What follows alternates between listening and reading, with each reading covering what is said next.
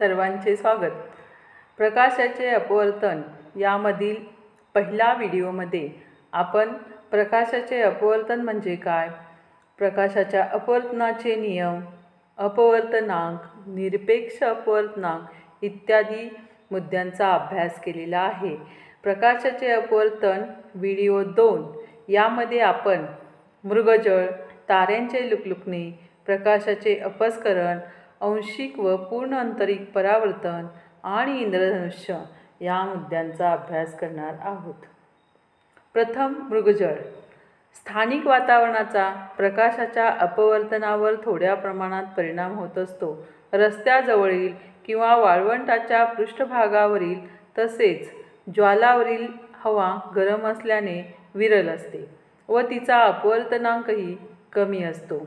उंचीप्रमाणे विरलता कमी कमी होत जाते व अपवर्तनांक वाढत जातो. या बदलत्या अपवर्तनामुळे अपवर्तनाच्या नियमाप्रमाणे प्रकाशाची दिशा सतत बदलत जाते.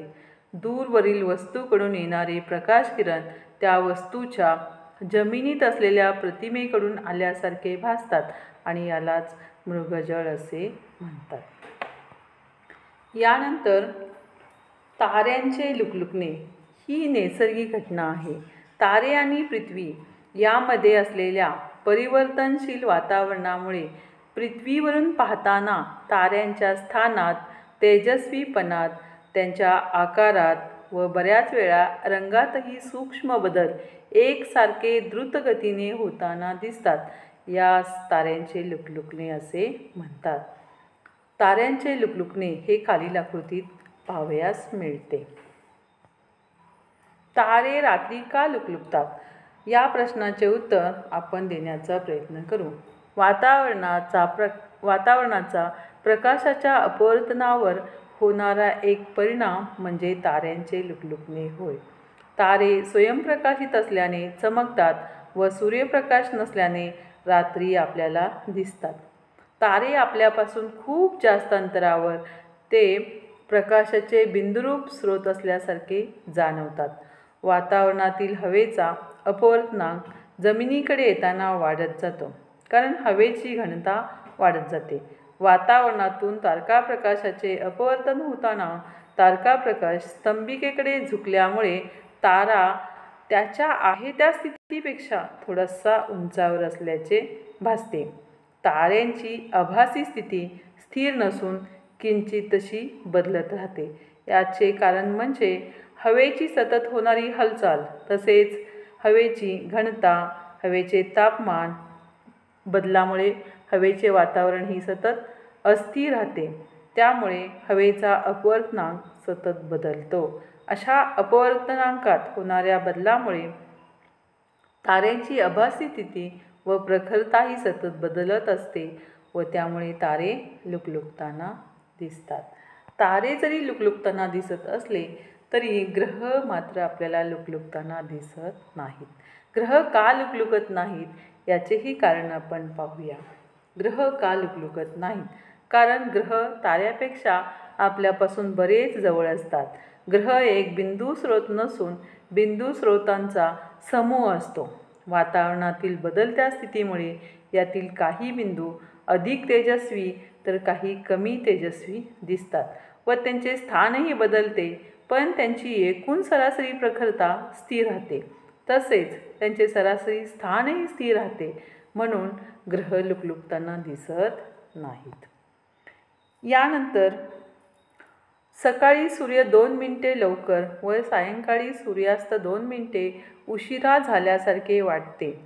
का वाटते? हा परिणामही प्रकाशाच्या अपवर्तनाशी संबंधित आहे. याचे उत्तर आपण देण्याचा प्रयत्न करू. सूर्योदय होणे म्हणजे सूर्याचे क्षितिजावर येणे असे आपण म्हणतो, परंतु आकृतीत दाखवल्याप्रमाणे सूर्य क्षितिजाच्या थोडा खाली असताना त्यापासून येणाऱ्या प्रकाशाचे पृथ्वीच्या वायुमंडलातून येताना अपवर्तन झाल्यामुळे प्रकाश वक्र मार्गाने आपल्यापर्यंत येतो. त्यामुळे सूर्य 2 मिनिटे लवकर उगवल्यासारखे वाटते. सूर्यास्ताच्या वेळीही सूर्य क्षितिजाखाली गेल्यानंतर त्यापासून येणाऱ्या प्रकाशाचे पृथ्वीच्या वायुमंडलातून येताना अपवर्तन झाल्यामुळे प्रकाश वक्र मार्गाने आपल्यापर्यंत येतो. त्यामुळे सूर्यास्त झाला असला तरीसुद्धा 2 मिनिटे न झाल्यासारखे वाटते. यानंतर प्रकाशाच्या अत्यंत महत्त्वाच्या गुणधर्माचा अभ्यास करणार आहोत. प्रकाशाचा महत्त्वाचा गुणधर्म म्हणजे प्रकाशाचे अपस्करण होय. प्रकाशाचे अपस्करण समजून घेण्यासाठी आपण एक कृती विचारात घेऊ. जर पांढरा सूर्यप्रकाश काचेच्या लोलकावर टाकला असता असे दिसून येते की पांढरा सूर्यप्रकाशाचे वेगवेगळ्या 7 रंगात विभक्तीकरण होते. या 7 रंगाचा क्रम तांबडा, नारंगी, पिवळा, हिरवा, निळा, जांभळा असा असतो. प्रकाश हा विद्युतचुंबकीय प्राणांच्या रूपात असतो. त्यामुळे तरंगलांबी हा प्राणांचा अत्यंत महत्त्वाचा गुणधर्म आहे. आपल्या डोळ्यांना फक्त 400 नॅनोमीटर ते 700 नॅनोमीटर तरंगलांबीच्या रंगांची प्रारणेच दिसतात. यापैकी तांबड्या रंगाची तरंगलांबी 700 नॅनोमीटरच्या जवळ असते, तर जांभळ्या रंगाची तरंगलांबी 400 नॅनोमीटरच्या जवळ असते. अशा प्रकारे पांढऱ्या सूर्यप्रकाशापासून 7 रंगाचा पट्टा तयार झालेला आपल्याला दिसतो. यावरून आपण प्रकाशाच्या अपवर्तनाची व्याख्या समजून घेऊया. प्रकाशाचे अपस्करण. पदार्थ माध्यमात प्रकाशाचे घटक रंगात पृथक्करण होण्याच्या प्रक्रियेस प्रकाशाचे अपस्करण असे म्हणतात. निर्वात पोकळीत सर्व वारंवारतेच्या प्रकाशलहरींचा वेग सारखा असतो, परंतु पदार्थ माध्यमात या प्रकाशलहरींचा वेग सारखा असत नाही व त्या निरनिराळ्या वेगाने मार्गक्रमण करतात. त्यामुळे माध्यमाचा अपवर्तनांक वेगवेगळ्या रंगांसाठी वेगवेगळा असतो. सूर्यापासून येणारा पांढरा प्रकाशसुद्धा जेव्हा हवेतून कोणत्याही अपवर्तनी माध्यमात आपतन करतो तेव्हा तो 7 रंगाच्या वर्णपंक्तीच्या रूपात निर्गत होतो. खालील आकृतीमध्ये हे आपल्याला दिसून येईल. यानंतर वरील आकृतीवरून जर आपण निरीक्षण केले तर असे दिसून येते की जेव्हा शुभ्र प्रकाश लोलकावर आपाती होतो तेव्हा वेगवेगळे रंग वेगवेगळ्या कोनातून वळतात. या 7 रंगांपैकी लाल रंग सर्वात कमी वळतो, म्हणून धोक्याचे सिग्नल हे लाल रंगात लिहितात. याउलट जांभळा रंग सर्वात जास्त वळतो, म्हणून आपणास आकाशाचा रंग निळा दिसतो. प्रकाशाच्या अपवर्तनाचा अभ्यास करत असताना आंशिक व पूर्ण आंतरिक परावर्तनाचाही आपण येथे अभ्यास थोडक्यात करूया. खालील आकृतीमध्ये प्रकाश किरण पाण्यातून हवेत प्रसारित होताना दिसतात. त्यामुळे डावीकडील भागामध्ये प्रकाशाचे आंशिक परावर्तन झालेले दिसून येते, तर आकृतीच्या उजवीकडील बाजूला प्रकाशाचे पूर्ण परावर्तन झालेले दिसून येते. प्रकाशाचे आंतरिक परावर्तन व आंशिक परावर्तनासंबंधी अभ्यास करूया. जेव्हा प्रकाश घनमाध्यमातून विरल माध्यमात मार्गक्रमण करतो तेव्हा त्याचे आंशिक रूपात परावर्तन होते. म्हणजे प्रकाशाच्या नियमाप्रमाणे प्रकाशाचा काही भाग पहिल्या माध्यमात परत येतो. यालाच आंशिक परावर्तन असे म्हणतात.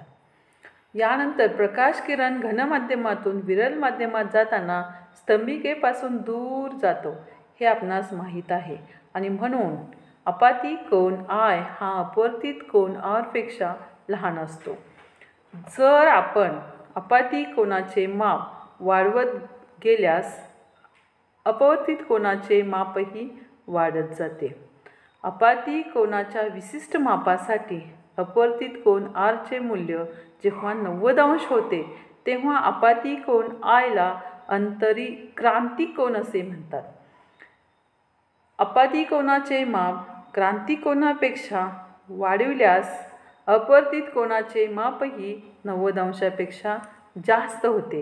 त्यावेळी प्रकाश किरण अपवर्तित न होता परत घनमाध्यमात येतो आणि यालाच पूर्ण आंतरिक परावर्तन असे म्हणतात.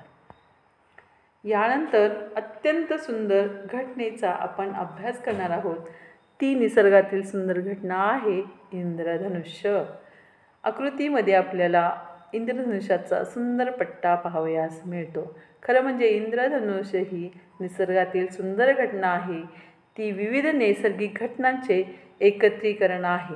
प्रामुख्याने इंद्रधनुष्य पाऊस पडून गेल्यावर दिवसा आकाशात दिसते. येथे पाण्याचे अगदी लहान थेंब लोलकाप्रमाणे कार्य करतात. इंद्रधनुष्याची किरणाकृती. इंद्रधनुष्याच्या किरणाकृतीमध्ये किरण ओए म्हणजेच पांढरा सूर्यप्रकाश हा आपाती किरण आहे. किरण AC हा अपवर्तित किरण, किरण CD हा परावर्तित किरण व किरण DE हा निर्गत किरण आहे. तसेच आकृतीमध्ये बिंदू B जवळ अपस्करण झाल्याचे दिसते. इंद्रधनुष्य हे प्रकाशाचे अपवर्तन, अपस्करण आणि अंतर्गलन या तिन्ही घटनांचा एकत्रित परिणाम आहे हे आपण पाहिले आहे. परंतु इंद्रधनुष्य हे प्रकाशाचे अपवर्तन, अपस्करण आणि आंतरिक परावर्तन या तिन्ही घटनांचा एकत्रित परिणाम आहे. याचे उत्तरही आपण इथं घेण्याचा प्रयत्न करूया. जेव्हा वातावरणातील पाण्याच्या लहान थेंबामध्ये प्रकाश किरण प्रवेश करतो तेव्हा पाण्याचे थेंब सूर्यप्रकाशाचे अपवर्तन व अपस्करण घडवून आणतात. नंतर थेंबाच्या आतमध्ये आंतरिक परावर्तन होते व शेवटी थेंबाच्या बाहेर येताना त्याचे पुन्हा अपवर्तन होते. या सर्व तिन्ही घटनांचा एकत्रित परिणाम इंद्रधनुष्याचे स्वरूपात आपणास पाहावयास मिळतो. म्हणूनच आपण असे म्हणतो की इंद्रधनुष्य हे प्रकाशाचे अपवर्तन, अपस्करण आणि आंतरिक परावर्तन या तिन्ही घटनांचा एकत्रित परिणाम आहे.